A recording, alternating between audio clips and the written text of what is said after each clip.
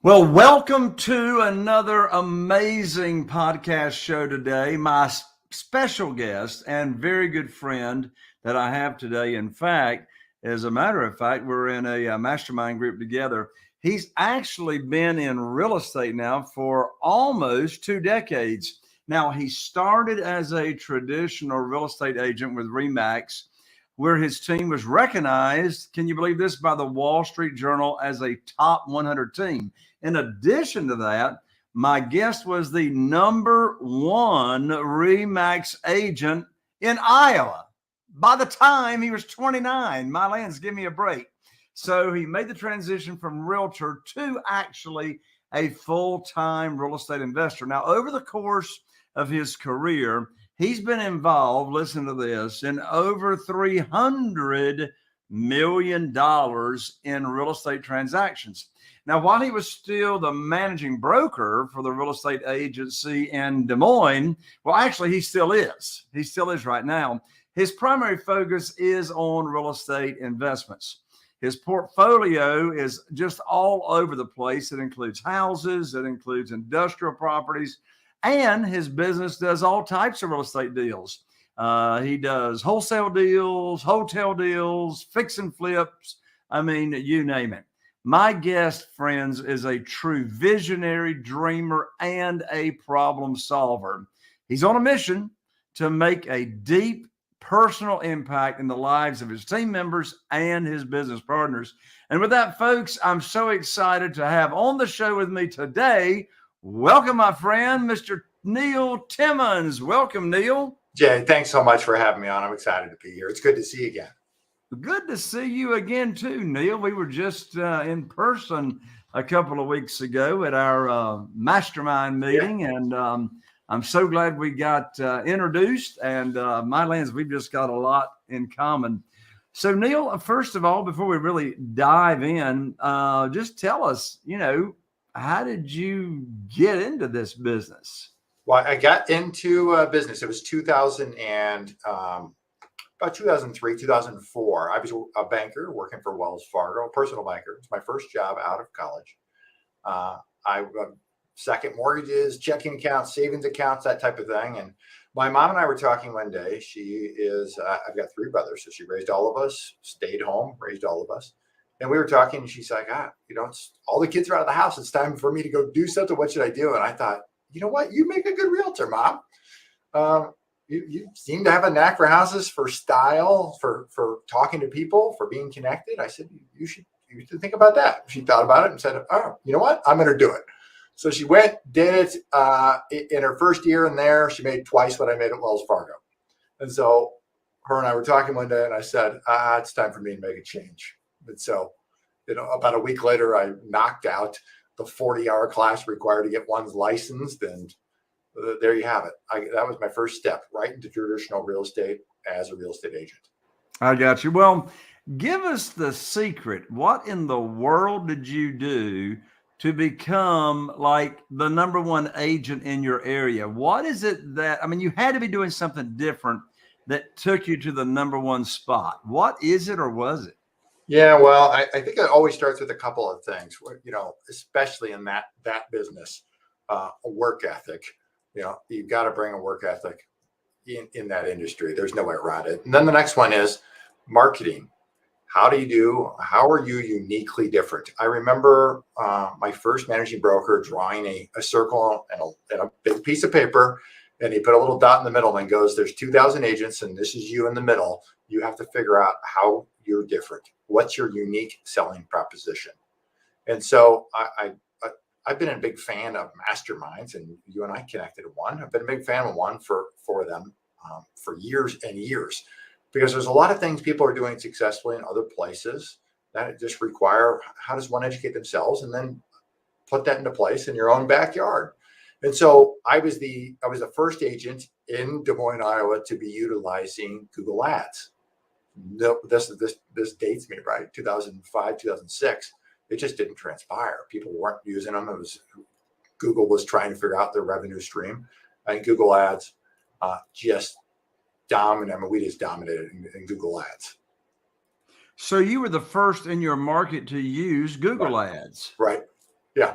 You ready for this, Jay? We were getting leads. This is buyer or seller leads for $6 a pop. Good night. My lands. Well, I can tell you what a Google ad lead cost me today, $85. $85. Mm-hmm. $85. And that's not a bad deal. I'm in a small market. I mean, there's some big markets. I know you and I got some friends that are paying $200, $300 to get one Google ad lead. Of course, the beautiful thing about Google ads is, they're looking for us. Right. They just didn't show up in the Facebook news feed, right? Yep. No, they typed it in. They're looking for you. I love it. One of my favorite questions I love to ask my guest, Neil, I'm going to ask you. If you knew when you started in real estate investing what you now know today, what would you do different? I would have done two things differently. The outcome would have been different, but I would have gotten into masterminds, to groups, to circling, to putting myself in arenas of like-minded, similar goal people. And then I'd educate myself through that arena, and I would have gone to commercial real estate investing earlier versus later. And why would you have gone into commercial earlier than later like you did? Yeah. Dollars. I mean, everything's bigger. In my mind, it's not to say it's easier. It's just different. I say for the juice, it's easier, meaning the squeeze is about the same and the juice is better.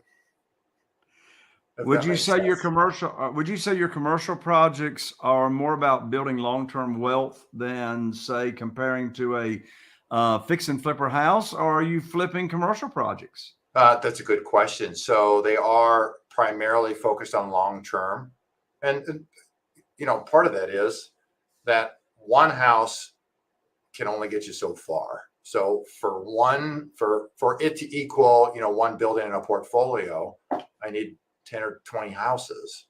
And at some point, the management is just so different between the two. And hear me right. I do all of it. We're in a business from what I do, from what my team does, is that I'd call us a deal sourcer. We're trying to identify value, whether that be in single family home, duplexes, triplexes, 4s, 8s, whatever it may be, or into warehouses, to office buildings. Wherever the value is, we're trying to identify that and find ways to capture that and then put it into place. Figure out the best exit strategy, because every piece of property has a different best exit strategy.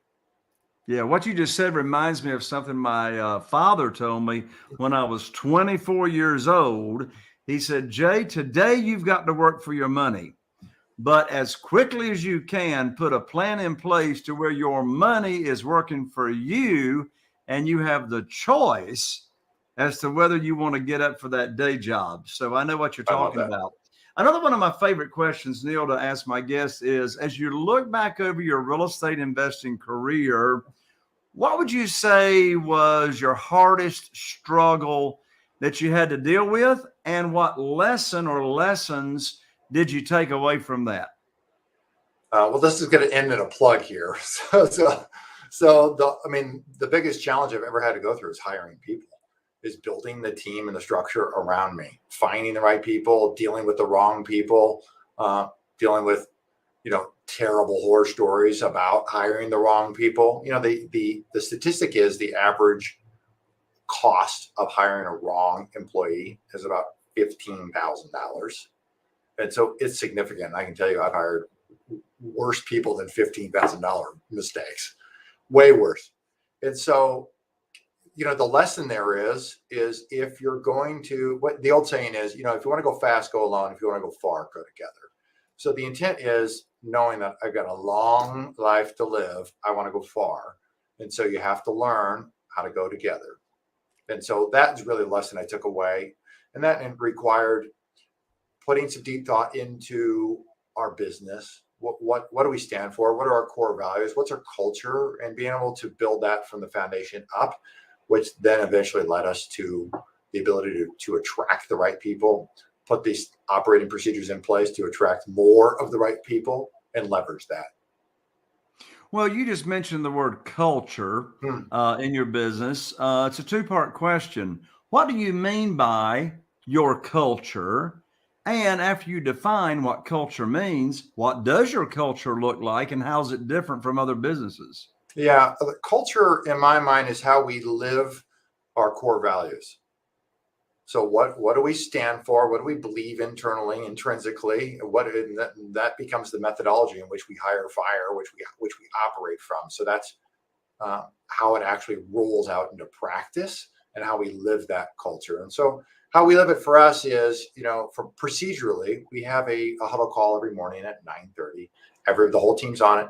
We have KPIs. Everybody's got a number, or everybody has numbers which they're reporting on.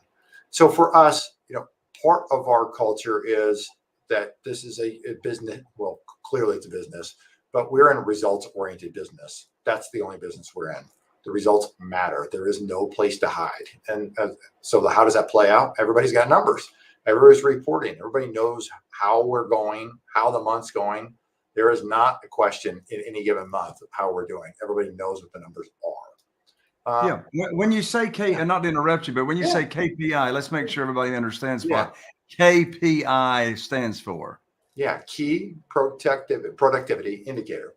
Key productivity indicator. So what are some of your key indicators? So let's say on the acquisition side, we're measuring how many minutes they're on the phone the previous day. How many minutes are on the phone? How many offers did they make? How many contracts are in negotiation at the current time? How many contracts did they ink? And where are they at month to date? Is everybody on the team hearing each other report? Yes. Do you believe that activity of holding each other account? Well, I don't know if that's holding each other accountable or not. You're holding them accountable by having that huddle call. But do you think by having that daily call to where they're having to report their production and their productivity, do you think that gives them extra motivation to produce better? I think yes. And I don't think it's necessarily a function of me holding somebody accountable or holding them accountable to the team. One of our other core values is you're held accountable to yourself. Lou Holtz was once asked this, a reporter observed, everybody's really motivated in your team. How in the world do you get everybody so motivated day in and day out? He said, it's easy. I just eliminate the ones who aren't. And same thing happens here, is that if, this, motivation washes off. It's like a shower, right? And so motivation is great to an extent. I need people who are inspired by what it is and aspired by what it is that they're doing, that we're making a difference on a daily basis, that they're in the right spot. And as a result of that, the motivation, my ability to have to come motivate every day or on a regular basis is just almost not necessary. Yeah, you and I heard Frank McKinney speak at our last mastermind, and I love his definition. He differentiated the difference between motivation, and he said just what you did. Motivation, is like soap. It washes off, in the shower. Then he gave the distinction of inspiration, and then he gave the distinction of aspiration, which is, all the way to the point of leaving a legacy. Now let's go back to your culture and matching up core values. Yeah. How in the world do you go through a hiring process of team members that most likely ensures or helps ensure that person matches up to your culture, to your team's core values? Yeah, it's a great question. So there's several different methodologies. One of them being we value high intelligence. So that's one of our core values here. And that's largely because in order for me to get engaged, we got to have real conversations. You got to be able to keep up. I want to be able to keep up with you. So we value intelligence. And so that has us testing people as they come in. We're testing literally from an IQ standpoint. And drawing it back, I know that seems a little weird, but let me draw this back. Of all of the tests and methodologies, everything that's ever been studied relative to somebody's ability to perform a job and to do it well, the number one key indicator is what's your IQ? How intelligent are they? because the smarter you are, naturally, the faster you can pick anything up. And so we test for that. And then we have a standard in place that somebody's got to be able to be above a certain threshold in order to take the next steps in that process. People smarts is a little harder one to test because it is a core value of ours. You've got to be people intelligent. And we're in the business where we're dealing with sellers direct, or we're building relationships with brokers, whatever it may be. You've got to be able to build some relationships with the folks. And so you got to be people oriented. And that's tougher to measure. And we're doing that through a series of multiple interviews with multiple people on the team to see, can they do it? And everybody's got input on the team then when it comes to hiring. Do you believe in the philosophy of hire slow and fire fast? Yes. And you'll see that play out in terms of what it is that we do now, because for us to hire, we're taking people through multiple sequences, tests and interviews, and then cautiously bringing them on, and then set an expectation to go, this is what it looks like. Yeah. What are your favorite ways these days to find candidates to hire for your team? Yeah. You know what? I'll mention the book that I wrote, because I actually wrote a book specifically on this subject matter, unicorn hunting for real estate investment companies. So how to easily attract, screen, and land a unicorn. It's a complete hiring funnel. Our best way is, I would say, let me set this up first. Half our business is virtual. So a little more than half. Most of the team is not here in Des Moines. And so our best way is to go off, and then we utilize ZipRecruiter. So we use ZipRecruiter, but it goes past that, because let's just run a little. Let me ask you two questions. If you were to look for a job today, and you went to ZipRecruiter and you had to punch in a city in which you want to look for a job in, where would you look for that? What city would you punch in? I would punch in Dallas, Fort Worth, Texas. And that's because you either live there or want to move there. Is that fair to say? That's because I got a lot of family there. A lot of family there. Okay. Sounds perfect. So what we've noticed, and this has all been tested through our methodology of rolling this out, is that people, when they go in and they look for a job, generally speaking, they're punching in a city that they either live in or they want to live in. Even if it's a remote role, which so many roles are remote today, right? And so our key has been to go in and not just post a job in my home city and put remote role. It is to go in and post the job in 100 cities or 150 cities. And we have the title of the job / remote role. And what that does is literally, the last few jobs in which we posted, it is not uncommon that we're at 2,000 to 3,000 to 4,000 applicants in a 3-day period. Yeah. My lands. All right. I got to ask this, Neil. I know it's in your book. In your book. Yeah. And in fact, let's put that website up there one more time. I want everybody to hear this, because it's a fantastic book. Go to www.land, as in land, Land, the letter A, unicorn.com. Landaunicorn.com. Hey Jay, let me mention here before you go there. I want to do something special for your show. So on that website, you can get the book for free. Just pay the shipping and handling. Oh, I appreciate that, Neil. Thank you so much. You bet. Awesome. So you get 3,000 or 4,000 applicants, right, in a very, very short period of time. All right. What in the world? Now, I know it's in the book. Yeah. But we don't want to wait for the book. No, we want to order I'll give the it book. to you. We want to wait for the book. What in the world is your first paring down process of who in the world you're actually going to interview out of all those thousands of applicants? Yeah. The first step, that's the question, right? Yep. Yep. The first step is to take them into the personality index. We want to know what their PI is, their personality. Now they're going to do index. that. They're going to do that automatically online, right? Yep. Right. Yep. And so we've got, for every job, we have 2 to 3 personality index profiles, which are acceptable to us per role. And so what we do is we have the whole methodology is in there about how we communicate. They take that, they provide it back to us, and then for us it's a pass fail. If they fail, they're out. If they pass, we're on to the next step, which the next step then becomes another screening tool, which we're testing IQ along with a couple of other tests or a couple of other things. It's all one test, but it measures multiple things within that test. one of them being their ability, how excitable are they? So, if you've got, right. I mean, depending what role somebody's in, if I've got a closer and, how this goes. I mean, things melt down all the time in the closing world. Who's very excitable? It's not a good personality fit for a closer. I need a steady hand in a closer role because things are just going to go wrong. That's how it's going to go. Right. You know what I find interesting over the years, the glad handler, the one that's just like, running around yelling all the time, Yeah. as opposed to the very quiet, very organized, listens much more than they talk, Yes. outcloses those other people all the time. You're exactly right. Yeah. Which, maybe some people wouldn't think that.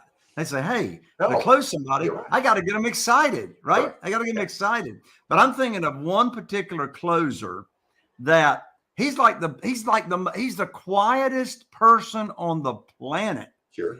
And he stays on the phone with them or he sits down with them at the table until they either say, leave me alone, or they buy.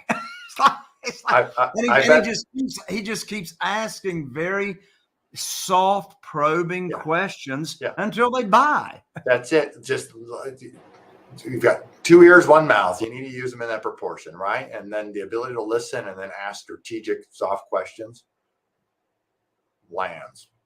All right. So, Neil, I do not know the answer to this question. Right. In fact, I haven't known any of the answers to any of the questions that I've asked you so far. But I just want to let the audience know this is not a setup. I do not know the answer to this question. So I'm going to risk asking it. You ready? Bring it. All right. So I order your book.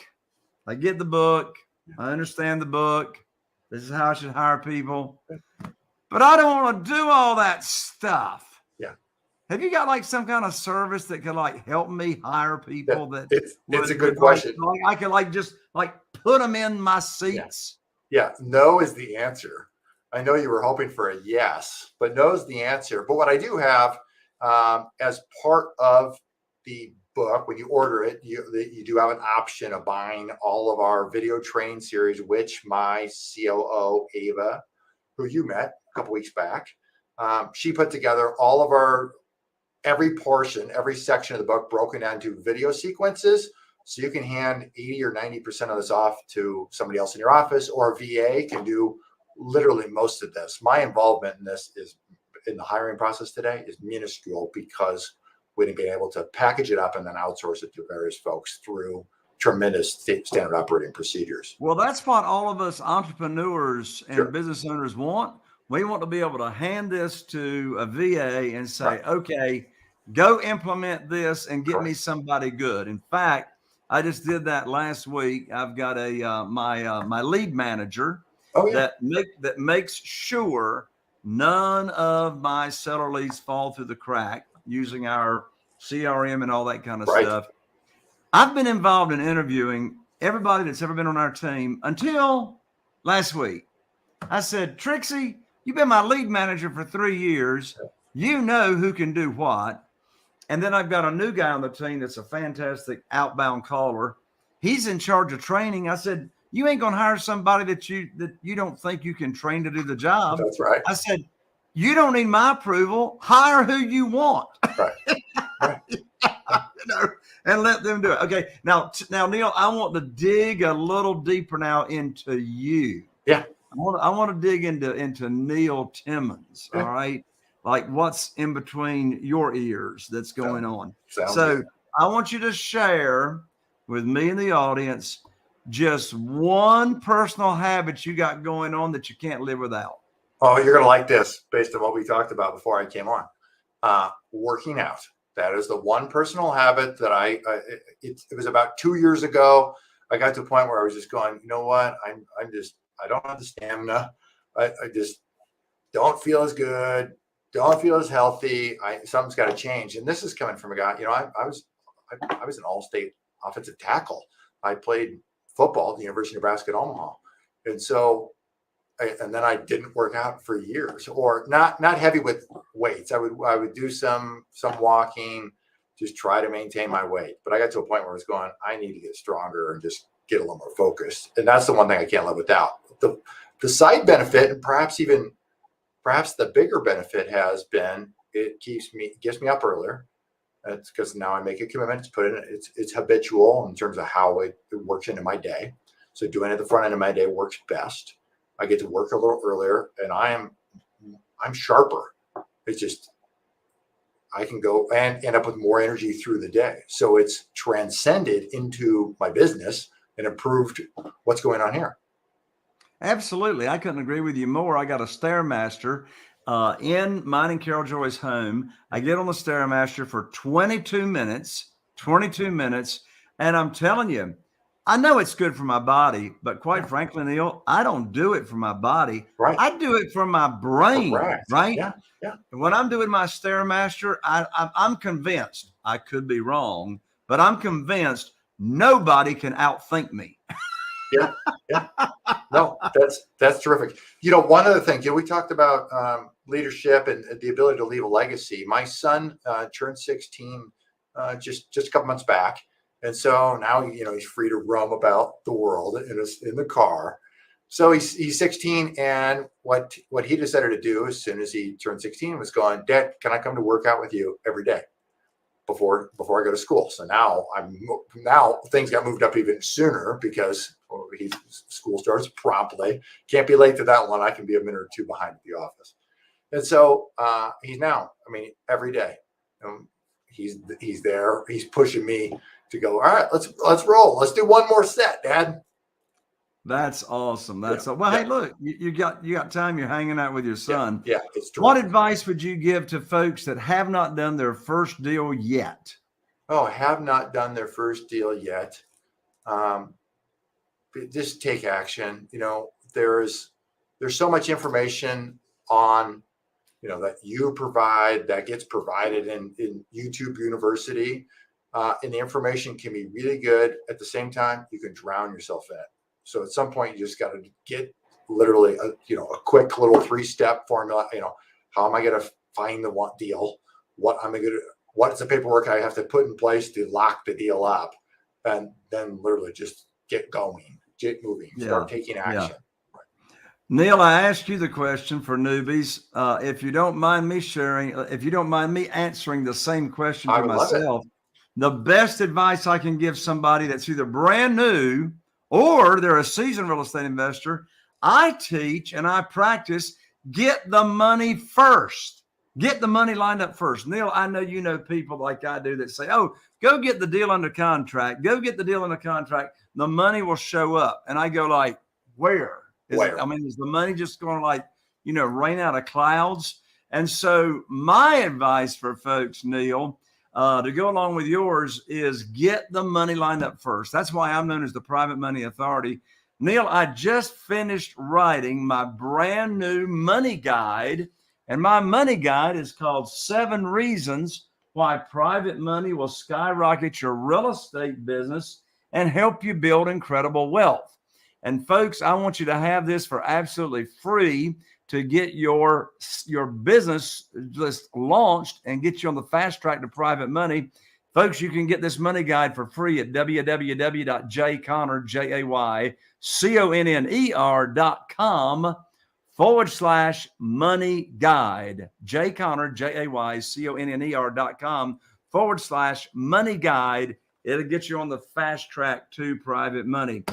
Neil, what you got exciting coming around the corner that you're working on or coming around on the horizon? Well, we're working on additional commercial transactions. I also host a podcast called Real Grit. And so we're going to get you on there, Jay, because I would love to have you as a guest. We can turn the tables. I can ask you some questions. That's really the bulk of it is focused on additional commercial transactions. And that means I couldn't agree with what you just said more. So how that relates to me is we connect with folks and obviously raise dollars and cents to put commercial transactions together when we've got something in place. And you're right. There'd be nothing worse to be in and all of a sudden land a deal of a lifetime, and then you don't have money lined up. I mean, it just goes away.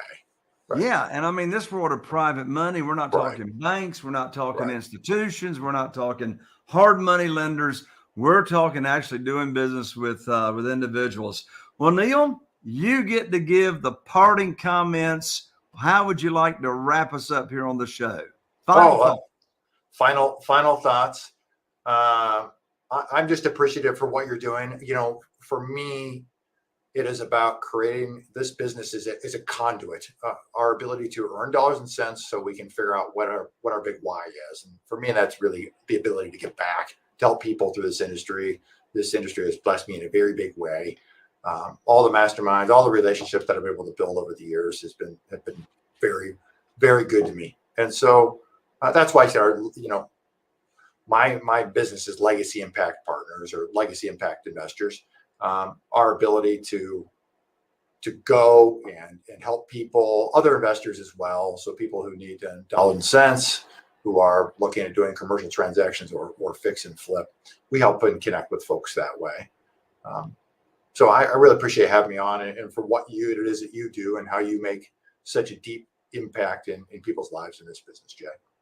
Neil, thank you so much for joining me. Well, there you have it, folks. Another episode of this podcast. I'm so excited you joined us. And look, we really, really appreciate 5-star reviews and leaving us comments. So on iTunes, if you're listening to us on iTunes, be sure to leave us those 5 stars and some comments. Be sure to like, share, subscribe. If you happen to be watching us on YouTube, be sure and tap that little bell so you don't miss out on any other future exciting and amazing episodes that we have.